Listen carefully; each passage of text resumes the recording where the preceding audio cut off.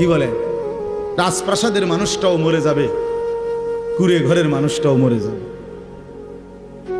সুখের খাবার যার মুখে সেও মরে যাবে, ভিক্ষার থালা যার হাতে সেও মরে যাবে, যাবে না?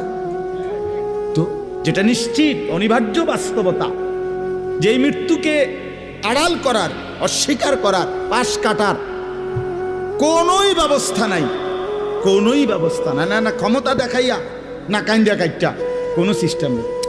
ক্ষমতা দিয়েও মৃত্যুকে ঠেকানো যাবে না, কাইন্দা কাইটাও কি করা যাবে না মৃত্যুকে। যেটা নিশ্চিত সেটাকে ভুলে যাওয়া কেন ভাই? কেন ভুলে যাব আমরা? আল্লাহ নবী সাল্লাল্লাহু আলাইহি ওয়াসাল্লামের যেই হাদিস আমি পড়ছি, এটাই নবীজি বলছেন, আকসিরু যিকরা হাদিমিল লাজ্জাত, আমার উম্মত প্রতিদিন বেশি বেশি